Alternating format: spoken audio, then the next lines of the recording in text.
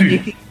On va enchaîner là-dessus. Je passe rapidement à la sortie, à la partie avec la partie débat pour faire le point sur cette bagarre. Parce que c'était une bagarre, mais il faut dire, c'était une bagarre. Street Fighter dans les poules, c'était la baston dans le vestiaire des Grizzlies de Memphis. J'enchaîne avec une musique de fond sonore pour attaquer avec le débat pour parler de ce malaise, parce qu'il y a non seulement un malaise au niveau de l'alchimie de cette équipe, mais il y a aussi un malaise Chandler Parsons, mesdames et messieurs. Chandler, je ne sais pas si je pense que vous devez le savoir, il y a un gros malaise Chandler Parsons, aux Grizzlies de Memphis, puisque le front office a décidé de mettre le joueur dans le frigo alors qu'il est capable de jouer. Il est mis en statut inactif alors qu'il est capable de jouer et le joueur est extrêmement frustré. Alors, on ne va pas vous dire que c'est ça on va pas vous dire qu'il est en train de contaminer ses coéquipiers, mais quand même, je reviens sur l'info qu'a donné Missy tout à l'heure avec l'affrontement physique. Moi je dis, affrontement physique entre Omri Caspi et Garrett Temple. Suite donc, comme l'a dit Missy, à cette réunion d'équipe après cette défaite lourde face aux Pistons de Détroit, 101 à 94. On rappelle que c'est la 8e défaite des Grizzlies sur leurs 10 derniers matchs. Et on rappelle que cette bagarre s'est déroulée donc dans cette réunion, comme l'a dit Missy, une réunion de 30 minutes après le match, au cours de laquelle donc la discussion a abouti sur un problème du manque d'effort de la part du banc. Un gros manque d'effort de la part du banc, ce qui a finalement conduit à cette empoigne des familles entre Caspi et Garrett Temple. On rappelle que les journalistes ont interrogé Bickerstaff, le head coach, le head coach a déclaré: cette réunion était une conversation qu'il fallait absolument avoir entre nous et ce que nous avons déclaré restera dans les vestiaires. Donc voilà pour le premier malaise. Après j'enchaîne, après je vous fais la passe, mais si tu vas reprendre, puisque le deuxième malaise des Grizzlies de Memphis, c'est le cas Chandler Parsons, mesdames et messieurs. On rappelle que Chandler Parsons s'est exprimé dans les médias concernant sa frustration d'être mis en statut inactif alors qu'il est bien capable de jouer. Le joueur a précisé, le joueur a déclaré dans les médias qu'il meurt d'envie de retrouver le parquet. Chandler Parsons, je meurs d'envie de retrouver le parquet, mais on ne veut pas me laisser jouer.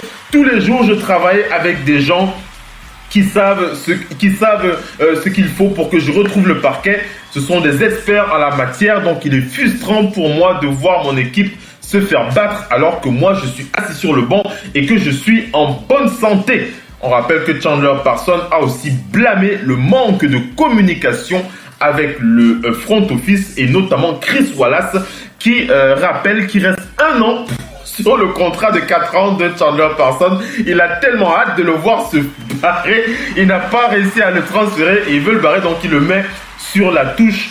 Chandler Parsons qui a déclaré: je ne pense pas que le problème soit du point de vue du basket et ce n'est certainement pas du point de vue de ma santé puisque le personnel médical a approuvé mon retour sur le parquet. Mais voilà, le head coach ne veut pas de moi sur le parquet. Et quant à JB Bickerstaff, il a déclaré: je n'ai rien à dire, je n'ai absolument rien à dire sur le cas Chandler Parsons. Un gros malaise du côté des Grizzlies. Vas-y Missy, après le doc. Vas-y. Oui, ce qui est compliqué, c'est pas facile, c'est pas facile. Cette situation est compliquée parce que avec l'avènement des réseaux sociaux, quand Jordan jouait aux Bulls, il y avait beaucoup de choses qui n'allaient pas entre lui et le GM des Bulls, mais c'était pas en permanence dans les médias. C'était là, on savait plus ou moins que ne pensez pas que les meilleures équipes qui gagnent comme les Warriors, les Bulls à l'époque, ou les Lakers ou les Celtics, il n'y a pas de problème de vestiaire. Il y a toujours des problèmes de vestiaire. Mais là, nous vivons des temps où tout est dans les réseaux sociaux avant même que vous n'ayez le temps de réagir ou de dire quoi que ce soit. Vous ne pouvez pas garder une conversation de vestiaire. Quelqu'un leur a forcément dit que ça va mal. Quand 2 coéquipiers viennent aux mains, ça veut dire que Même quand ils entrent sur un terrain pour se faire une passe, ça peut Ah être ouais, c'est compliqué. chaud, hein. C'est chaud. Maintenant, C'est tendu à Memphis. est-ce que les Grizzlies ne feraient pas de se dire, bon ben on se débarrasse de tout ce monde, on mise pour tourner la page et construire autrement. Quand est-ce qu'il y a du cash Chandler Parsons, c'est très compliqué. C'est quelqu'un, rendez-vous compte, il a touché des millions et des millions de dollars. Ah oui. On fait Des millions et des millions, ici. Ouais. Quand on fait le ratio avec les saisons qu'il a réellement joué et été présent sur un terrain, vous vous rappelez de la dernière fois qu'il a joué? Moi, je m'en rappelle moi, pas. je m'en rappelle pas non plus. Je m'en rappelle pas non plus, Missy. En début de saison aussi. En début de saison, il avait joué un petit peu, c'est vrai. Il a joué un petit peu, oui. En début de saison, c'est vrai. Avant qu'il ne joue un peu en début de saison, je m'en rappelle pas, moi. Ça remonte à une éternité. Non, chaque saison, il joue un peu et après, il se reblesse. Voilà. C'est compliqué, ça, quand vous avez un joueur comme ça. Maintenant, si la France ne mise plus sur lui, il y a une chose, vous pouvez couper et étaler le paiement. C'est comme ça que les Knicks ont coupé joueur Noah. Ils peuvent tout à fait le couper. Ouais. Le Doc Olympique, il veut réagir. Le Doc, qu'est-ce que tu veux dire sur les Grizzlies? Ça sent le pâté à Memphis. Oui, mais moi, le match hier, c'était vraiment une honte terrible devant leur public, que ce soit à l'extérieur. Outre l'argent qu'ils m'ont fait perdre, qui était quand même énorme. Tu vas pas révéler le montant. Avant les montées. Parce que quand tu trouves tous les matchs et que tu perds à un match près par rapport à une équipe qu'ils se battent et qu'ils perdent, on peut comprendre, mais l'attitude, moi, j'étais très surpris de leur attitude et je me suis dit, il y a un vrai problème. Mais on parle de Chandler Parsons qui dit qu'il veut jouer.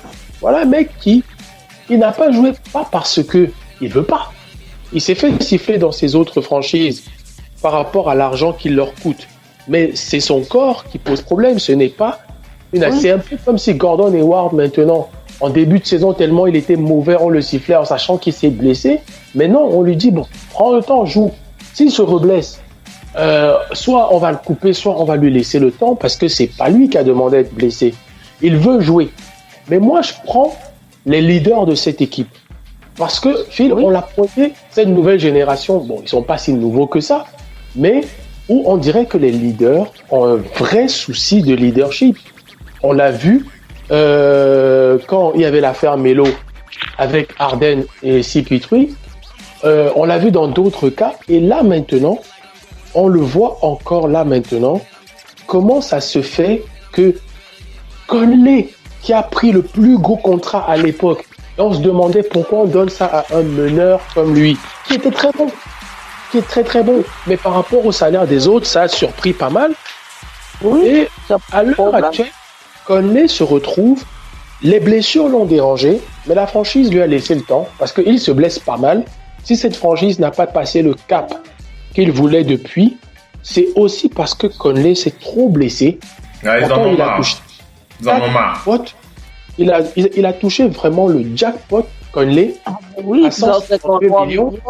Je pense que lui aussi est sur la tête la dernière ou l'avant-dernière. Je pense que eux aussi, ils doivent être pressés que ça finisse, parce qu'aucune franchise avec ses blessures ne le prendra dans un échange, à moins d'être folle. Et Gasol, qui déjà l'année dernière a fait partir l'un des meilleurs coachs de cette ligue, parce que sur un caprice d'une mésentente, on a choisi le joueur, parce que Conley était blessé, c'était Gasol qui était le joueur principal. Ils l'ont choisi, lui, ils ont fait partir le coach. Voilà deux joueurs qui ont des gros salaires, qui sont des leaders, qui jouent chaque fois un quart de saison. Parce que c'est chaque année. L'année dernière, Memphis faisait peur aussi. Après Gasol, le problème s'est déclenché. Le coach a été viré. L'année précédente, ils ont fait peur jusqu'en playoff, mais Conley s'est encore blessé. Chaque année, c'est soit Gasol, soit Conley, et ce sont les deux leaders. Soit c'est une blessure, soit c'est un qui fait des caprices. On peut me dire que Caspi, qui vient d'arriver, Caspi a une bague NBA. Il l'a pris avec les Warriors. Caspi crée des problèmes dans le vestiaire, peut-être parce qu'il sort d'un vestiaire qui était trop propre et que lui, ça ne lui va pas. Ça m'étonnerait qu'il pose problème par rapport et qu'il soit en tort parce qu'il sort d'un vestiaire qui était très très clean. Et il a été champion NBA. Garrett Temple, sur le terrain, même s'il est, je ne sais pas ce qui se passe, mais sur le terrain, il mouille le maillot. Ce n'est pas un joueur clé, mais c'est un joueur qui fait défensivement et offensivement ce qu'il peut, et au-delà de ce que moi j'attends de lui en plus. Donc, moi, je me dis, les deux leaders-là, comment ils peuvent, devant leur public, faire un match 1-0 points, mais 0 points, et même pas quand tu fais 0 points, tu te dis, j'ai au moins 12 passes, 11 passes, et rien du tout. Et rien, je sais même pas s'il a eu 5 passes. Ouais, c'était terrible. Moi, je vise. On peut me dire Parsons. Parsons, lui, les blessures le minent. Ils ont fait l'erreur de donner de l'argent et de reprendre le contrat de Parsons qui était, je pense, en gros contrat, c'est de Houston. Mais je ne sais pas qui lui avait donné ça. Ils ont fait l'erreur de reprendre et d'espérer. Tant pis pour eux, mais c'est lui, on peut pas l'incriminer, c'est son corps. Si on me dit qu'il va en boîte tout le temps et qu'il mange trop et qu'il n'est pas suivi, je peux comprendre. Et le mec, il dit, je suis capable de jouer depuis on refuse que je joue.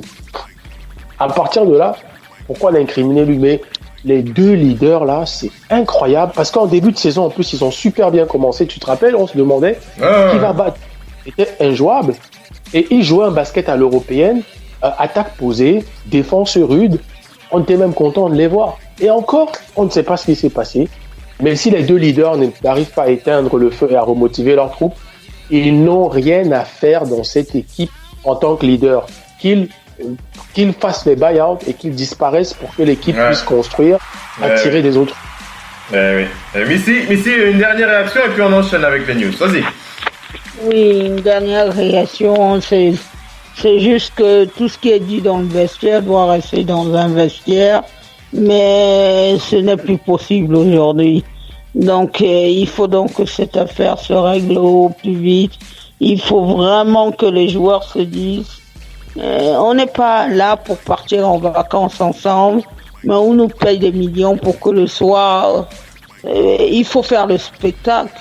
C'est pas une question c'est une question de gagner aussi, mais en même temps, si vous faites le spectacle et que vous perdez, on vous reconnaît le fait que vous vous battez, mais un tel spectacle comme on a vu là, on ne doit pas voir. C'est des joueurs professionnels. Ils savent, ils doivent faire la part des choses.